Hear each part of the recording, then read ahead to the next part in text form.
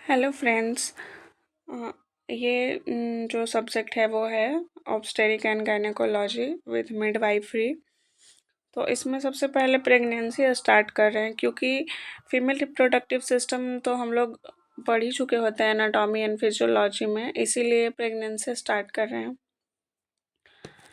तो प्लीज़ आप लोग सब्सक्राइब करें मेरे चैनल को एंड लाइक करें मेरे वीडियोस को। तो चलिए स्टार्ट करते हैं। सबसे पहले देखते हैं प्रेगनेंसी में क्या क्या है। तो ये एक हमने बताया था, मतलब ये रिवीजन टाइप है, शॉर्ट नोट्स टाइप। कम टाइम में इसको रीड करने पे ओवरऑल पूरे टॉपिक के बारे में पता चल जाता है कि क्या क्या है इसमें। तो it is a state in which a women carries a fertilised ovum inside her uterus या ओम। प्रेगनेंसी जो होता है वो एक स्टेट है जिसमें एक जो वोमेन होती है वो फर्टिलाइज ओवम को अपने यूट्रस के अंदर कैरी करती है। It is the period from fertilisation to birth of the baby. ये जो प्रेगनेंसी का जो पीरियड होता है वो फर्टिलाइजेशन से लेकर के बर्थ ऑफ बेबी तक होता है। Pregnancy occurs during reproductive years. जो प्रेगनेंसी होता है वो रिप्रोडक्टिव एज में होता है, और रिप्रोडक्टिव एज जो होता है वो 15 to 45 ईयर्स को बोला जाता है। अब आगे देखते हैं ड्यूरेशन ऑफ प्रेगनेंसी। तो प्रेगनेंसी का जो ड्यूरेशन होता है वो 280 डेज होता है या 40 वीक्स। 280 डेज या 40 वीक्स। आगे और अगर लूनर मंथ में देखें तो 10 लूनर मंथ्स या फिर 9 मंथ्स प्लस 7 डेज होता है। इसको हम लोग आगे देखते हैं। ड्यूरेशन ऑफ जो प्रेगनेंसी है वो नेगले रूल्स के थ्रू हम लोग कैलकुलेट करते हैं। नेगले रूल्स मीन्स होता है कि लास्ट मेंस्ट्रुअल पीरियड जो आया था उसका फर्स्ट डे और प्लस में 9 मंथ और प्लस में 7 डेज, तो प्रेगनेंसी का पीरियड निकलता है इससे। तो 280 डेज या 40 वीक्स होता है, या फिर 10 लूनर मंथ्स बोल सकते हैं, या फिर 9 month plus 7 days.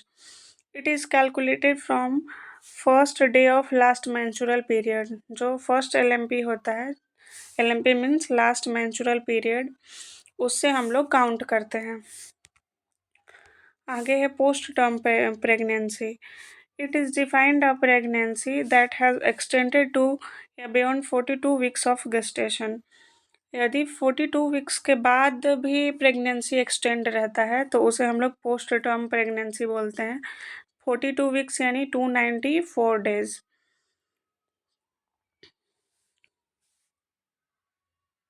EDD means होता है estimated date of delivery plus में 14 days. Trimester of pregnancy. Trimester जो होता है वो प्रेगनेंसी का 3 ट्राइमेस्टर में बांटा गया है, फर्स्ट, सेकेंड एंड थर्ड।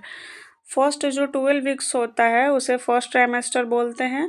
13 से लेकर 28 वीक्स तक को सेकेंड ट्राइमेस्टर बोलते हैं, जो कि लॉन्गेस्ट ट्राइमेस्टर होता है। एंड 29 से लेकर 40 वीक्स तक के ट्राइमेस्टर को थर्ड ट्राइमेस्टर कहते हैं। Sometime postpartum period is considered as fourth trimester of pregnancy। जो पोस्टपार्टम पीरियड होता है यानी कि बर्थ के बाद 6 वीक तक का जो पीरियड होता है उसे प्यूरपेरियम पीरियड बोलते हैं। उसको कभी कभी लोग फोर्थ ट्राइमेस्टर भी कहते हैं। तो आगे इसमें देखेंगे कैटेगराइज किया हुआ है प्रेगनेंसी पीरियड को। Pre term. Pre term means कि 37 वीक्स से जो कम की प्रेगनेंसी होती है उसे हम लोग कहते हैं प्री टर्म प्रेगनेंसी। अब प्री टर्म में भी extremely pre term, very pre term, moderate pre term, late pre term. तो जो एक्सट्रीमली प्री टर्म होता है वो 28 वीक्स से कम होता है। यदि 28 वीक्स से कम रहता है तो उसे हम लोग कहते हैं एक्सट्रीमली प्री टर्म्स। और वेरी प्री टर्म्स 28 से लेके 31 वीक्स तक, 28 से लेके 31 वीक्स तक के प्रेगनेंसी पीरियड को हम लोग वेरी प्री टर्म कहेंगे। और 32 से 33 वीक्स तक में अगर जो प्रेगनेंसी होता है उसे हम लोग मॉडरेट प्री टर्म कहते हैं, और 34 से 36 वीक्स में अगर होता है तो उसे हम लोग लेट प्री टर्म कहते हैं। ये तो हो गया प्री टर्म का, यानी 37 वीक्स से कम का जो प्रेगनेंसी होता है वो प्री टर्म होता है, और 37 से लेकर के 41 वीक्स तक के प्रेगनेंसी को हम लोग टर्म बोलते हैं। तो टर्म में भी होता है early term and full term. तो अर्ली टर्म यानी 37 से 38 वीक्स के प्रेगनेंसी को हम लोग बोलते हैं अर्ली टर्म, और 39 से 41 वीक्स के प्रेगनेंसी को हम लोग बोलते हैं फुल टर्म प्रेगनेंसी। और पोस्ट टर्म जो होता है वो 42 वीक्स के बाद का जो प्रेगनेंसी होता है, यानी 42 वीक्स से जितना भी ज़्यादा जाता है डेज, उसको हम लोग बोलते हैं पोस्ट टर्म। तो ये था ट्राइमेस्टर। अब आते हैं प्रेगनेंसी। प्रेगनेंसी में हमारे जो पहले की अपेक्षा बहुत सारे चेंजेस देखने को मिलते हैं, तो हम लोग सिस्टम वाइज देखते हैं कि कौन से सिस्टम में क्या क्या चेंजेस हुआ प्रेगनेंसी के ड्यूरिंग प्रेगनेंसी। तो सबसे पहले जो है हम लोग देखते हैं रिप्रोडक्टिव सिस्टम में क्या क्या बदलाव हुआ। तो पहला है ओवरीज। ओवरी में क्या होता है? Ovulation is inhibited due to hormonal effect of corpus luteum. हम लोग जानते हैं ना, प्रेगनेंसी में जो मेंस्ट्रुएशन होता है वो स्टॉप हो जाता है। तो वो क्यों होता है? क्योंकि ओव्यूलेशन ही नहीं होता है, ओव्यूलेशन रुक जाता है। कैसे रुक जाता है? हार्मोनल इफेक्ट के वजह से, क्योंकि कॉर्पस ल्यूटियम बन जाता है तो वो हार्मोन्स सिक्रेट करने लगता है, जिसके वजह से ओव्यूलेशन जो होता है वो इनहिबिटेड हो जाता है। तो ओवरी में ये चेंजेस देखने को मिलता है। दूसरा देखते हैं यूट्रस। यूट्रस में सबसे पहले इसका जो वेट होता है वो इंक्रीज हो जाता है। जो नॉन प्रेग्नेंट वुमेन होती है उसका जो यूट्रस का वेट होता है वो नॉर्मली 50 to 60 ग्राम होता है, लेकिन प्रेगनेंसी में 1000 ग्राम हो जाता है। कैसे हो जाता है? By hyperplasia and hypertrophy, size increase हो जाती है, सेल्स इंक्रीज हो जाते हैं। Amenorrhoea due to corpus luteum hormones oestrogen and progesterone. Corpus luteum hormone secrete करने लगता है 12 वीक्स तक, एस्ट्रोजन एंड प्रोजेस्ट्रॉन, जिसकी वजह से एमिनोरिया हो जाता है, यानी लैक ऑफ मेंस्ट्रुएशन, यानी पीरियड जो होता है वो रुक जाता है। और यूट्रस का जो शेप होता है वो भी चेंज हो जाता है। तो कैसे कैसे चेंज होता है? तो नॉन प्रेग्नेंट वुमेन में जो यूट्रस का शेप होता है वो पायरीफॉर्म शेप होता है, और अर्ली 3 मंथ्स तक भी यही वाला शेप रहता है। लेकिन 3 वीक्स तक यानी कि 12 वीक्स पर ये जो होता है वो ग्लोबुलर लाइक शेप हो जाता है, यानी कि ग्रेप फ्रूट की तरह हो जाता है शेप यूट्रस का। 16 वीक्स में डोम शेप के जैसा हो जाता है, और फिर 20 वीक्स में ओवॉइड शेप हो जाता है, 28 वीक्स में ओवल शेप हो जाता है, और 36 वीक्स में स्फेरिकल शेप हो जाता है। और यूट्रस का जो पोजीशन होता है वो कैसे रहता है? एंटीवर्टेड एंड एंटी फ्लेक्स्ड होता है। वेजाइना में क्या क्या चेंजेस देखने को मिलता है? ल्यूकोरिया, यानी कि जो डिस्चार्ज होता है वो ज़्यादा बढ़ जाता है प्रेगनेंसी में, और जो वेजाइना का पीएच होता है वो मोर एसिडिक हो जाता है, और इसमें चैडविक साइन देखने को मिलते हैं। चैडविक साइन मीन्स होता है कि bluish discoloration of cervix and vagina. Vagina का जो कलर होता है वो ब्लू कलर का हो जाता है, चैडविक साइन जिसको कहते हैं। अब सर्विक्स जो होता है वो शॉर्ट हो जाता है और मोर इलास्टिक हो जाता है, और उसका जो डायमीटर होता है वो लार्ज हो जाता है, और सर्विक्स भी ब्लू कलर का हो जाता है। सर्विक्स और वेजाइना में जो ब्लू कलर का डिस्कलरेशन आता है उसको हम लोग चैडविक साइन बोलते हैं, या फिर जैकमियर साइन भी बोलते हैं।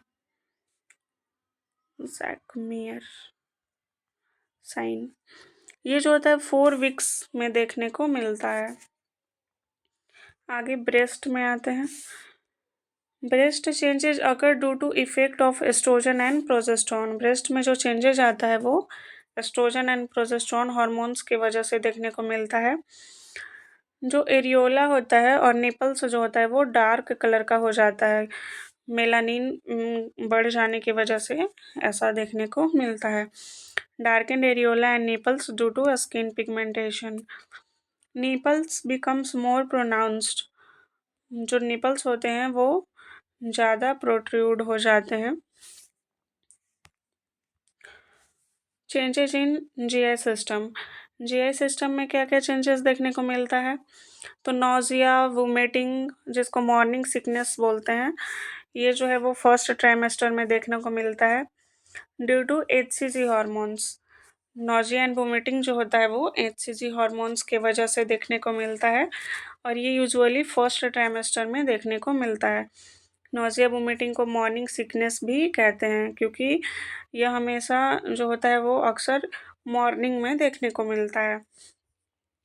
एक्सेसिव स्लाइवेशन, स्लाइवा का सिक्रेशन जो होता है वो बढ़ जाता है, किसके वजह से? प्रोजेस्टेरॉन हार्मोन्स के वजह से। गिंगाइवाइटिस हो जाता है, यानी जो गम्स में इन्फ्लामेशन हो जाता है।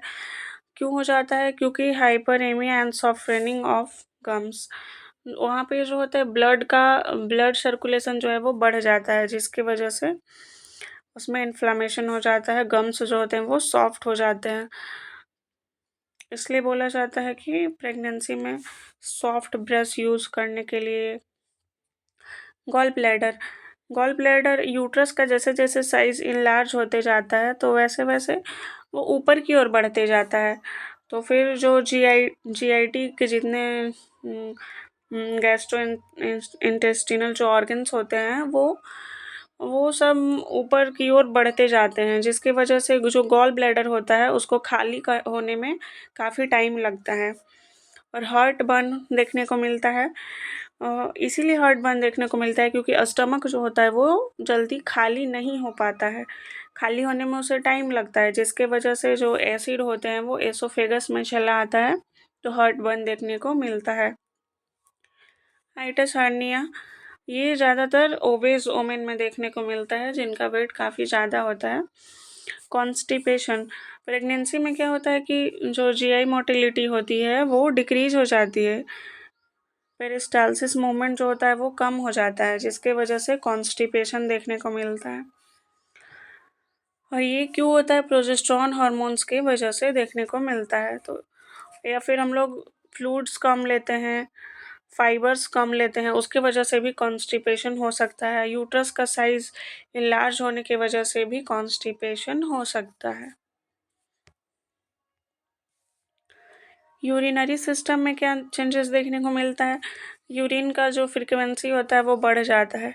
Increase due to pressure on bladder, uterus enlarge होने की वजह से ब्लैडर पर प्रेशर इंक्रीज हो जाता है, जिसके वजह से बार बार यूरिन लगता है। Increase bladder capacity, reduce bladder tone due to smooth muscles relaxation. Bladder की जो कैपेसिटी होती है वो उसका जो टोन होता है वो रिड्यूस हो जाता है।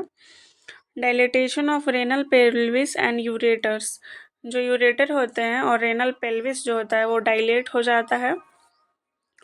Flow rate of urine decrease, prone to retention and infection, जो यूरिन का फ्लो रेट होता है वो डिक्रीज हो जाता है, जिसकी वजह से यूरिन रिटेंशन होने का चांस रहता है और अगर यूरिन रिटेंशन होगा तो फिर इन्फेक्शन का चांस बढ़ जाता है। ग्लोमुलर फिल्ट्रेशन जो रेट होता है वो इंक्रीज हो जाता है।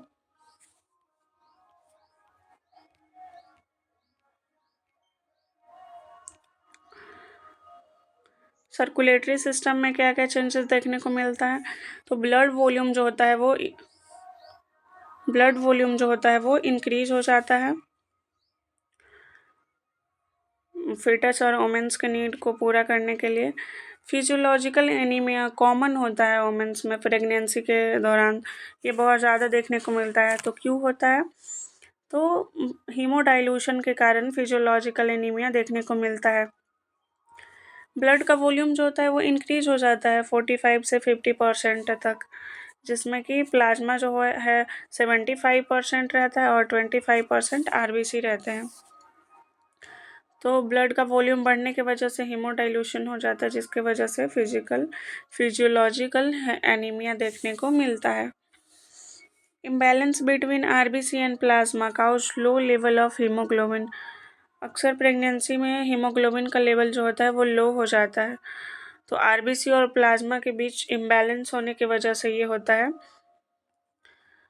अगर 10.5 ग्राम पर डीएल से कम रहता है हीमोग्लोबिन, या फिर हेमाटोक्रिट जो होता है वो 30% से कम रहता है, तो उसे हम लोग फिजियोलॉजिकल एनीमिया कहते हैं। कार्डियक आउटपुट जो होता है वो इंक्रीज हो जाता है 30 to 50%। यूजुअली जो होता है वो फर्स्ट एंड सेकेंड ट्राइमेस्टर में देखने को मिलता है। Heart rate 10 to 15 beats per minute increase हो जाते हैं। पाल्पिटेशन देखने को मिलता है। पाल्पिटेशन मीन्स होता है कि जो हार्ट रेट होता है वो बहुत तेज़ी से होता है और वो खुद फील होता है, खुद सुनाई देता है कि बहुत ज़्यादा तेज़ धड़क रहा है heart. Blood pressure slightly decrease हो जाते हैं सेकेंड ट्राइमेस्टर में। मदर में suffer from supine hypotensive syndrome. यहाँ पे देखते हैं क्या है सुपाइन हाइपोटेंसिव सिंड्रोम। जो ब्लड कंपोनेंट होते हैं उसमें WBC है इंक्रीज हो जाता है, प्लेटलेट्स जो है वो डिक्रीज हो जाता है, और पेरिफेरल इडीमा देखने को मिलता है, यानी कि पैर में स्वेलिंग देखने को मिलता है। सुपाइन हाइपोटेंशन सिंड्रोम क्या है? यूट्रस का साइज इनलार्ज होने की वजह से यूट्रस का वेट जो है वो बढ़ जाता है।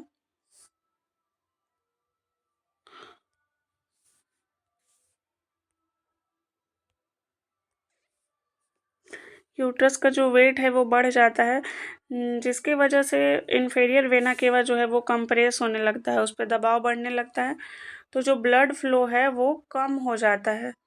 उसके वजह से हार्ट तक प्रॉपर ब्लड नहीं पहुंच पाता है।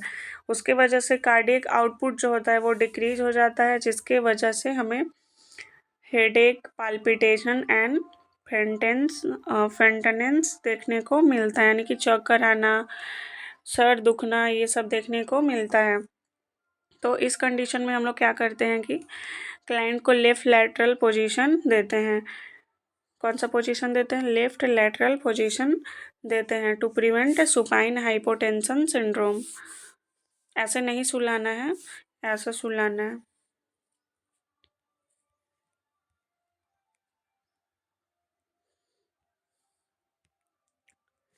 Changes in respiratory system. Oxygen जो कंजप्शन होता है वो 40% इंक्रीज हो जाता है, और hyperventilation caused by need to blow off increased carbon oxide transfer from foetus. Hyperventilation देखने को मिलता है, क्यों? कार्बन डाइऑक्साइड जो होता है वो बढ़ जाता है फीटस से ट्रांसफ़र होने की वजह से। Nasal congestion and epistaxis. Epistaxis means कि वो ब्लीड फ्रॉम नोज। ये क्यों होता है? एस्ट्रोजन का लेवल बढ़ने की वजह से देखने को मिलता है। डिस्पनिया थर्ड ट्राइमेस्टर में यूट्रस इनलार्ज होने की वजह से डिस्पनिया देखने को मिलता है, यानी डिफ़िकल्टी इन ब्रीथिंग। और ये कब चले जाते हैं? जब प्रेगनेंसी 38 वीक्स का हो जाता है, यानी जो यूट्रस होता है वो नीचे की ओर आने लगता है, तो डिस्पनिया जो है वो अपने आप ख़त्म हो जाता है। चेंजेज इन इंटेग्यूमेटरी सिस्टम, यानी स्किन में क्या क्या चेंजेस देखने को मिलते हैं? तो डाइफोरेसिस होता है, मीन्स बहुत ज़्यादा स्वीट निकलता है। फिर chloasma and melasma, darkening of forehead, cheeks, nose due to increase melanin. Melanin बढ़ने की वजह से फोरहेड, चिक्स एंड नोज पे उनका जो एरिया होता है वो ज़्यादा डार्क हो जाता है, जिसे हम लोग मास्क ऑफ प्रेगनेंसी भी कहते हैं। Linea Niagara,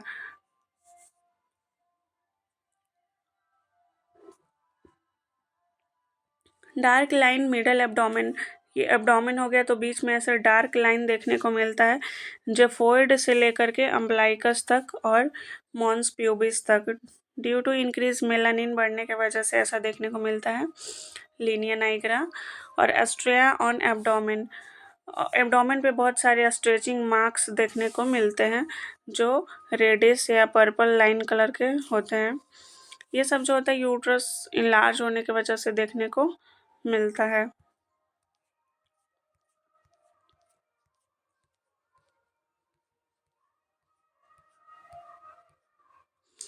emotional changes during pregnancy.